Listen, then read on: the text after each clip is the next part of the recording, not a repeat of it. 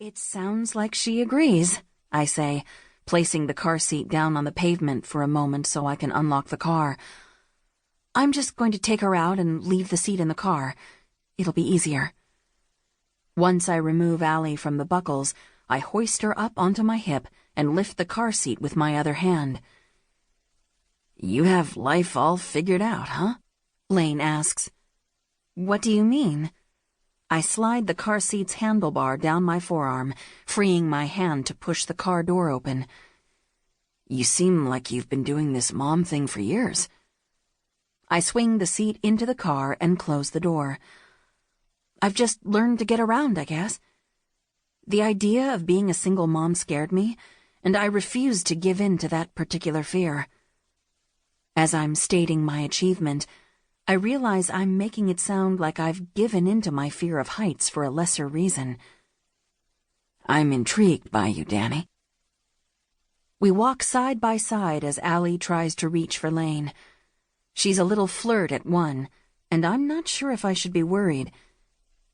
I'm sure there are lots of teen moms getting by just fine. I wouldn't say I'm anything too out of the ordinary, or intriguing for that matter. Is Allie's dad in the picture?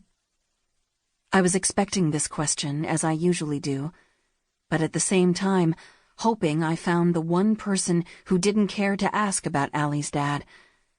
It's human nature to wonder these things, and yet it hasn't felt natural to respond to the simple question. No, thankfully, he's nowhere near the picture.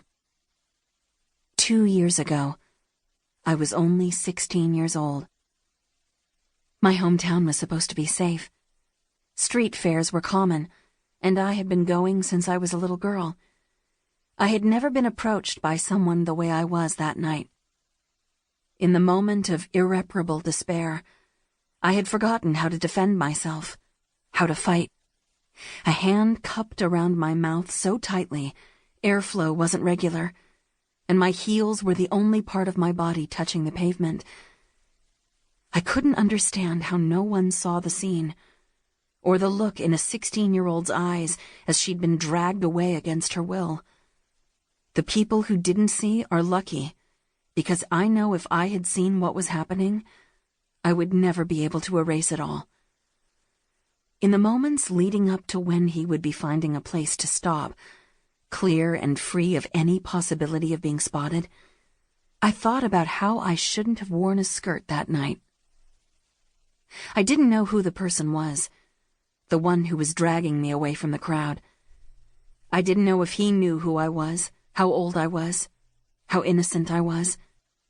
I wasn't asking for attention. I was watching two mimes act out A Bad Romance by Lady Gaga, and like any 16-year-old, I was so engaged that I lost track of my surroundings and must have stepped away from Lexi. I didn't know where Lexi was at that time. I wasn't sure if she knew I was gone, or that I had been taken. I might have had enough time to find a way out of that man's hold, but my mind was blank, taken over with the worst possible thoughts. I thought I was supposed to have my entire life ahead of me.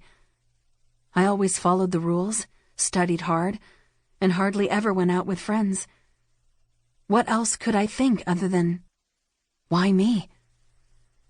The street we'd moved to was dark, so dark, and I could only see a spattering of sparkles in the small puddles left over from a quick rainstorm that passed by earlier that day. There wasn't a street light or headlights to offer any spatial awareness. Therefore, I could only focus on the tight grip of the man's hands, the smell of rotting alcohol penetrating my nose. The sounds of cheers and excitement from the fair were close enough to hear, but far enough away that no one would hear my screams if I were able to make a noise. My skin was cold and damp from sweat and the sea fog, but my hands were hot from squeezing my fingernails into my palms. The man didn't say anything when he released his dry, grimy hand from my mouth, and for a moment I had hoped he would let me go.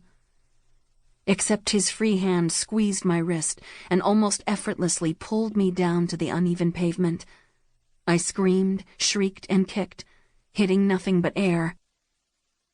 "Help! Let me go!"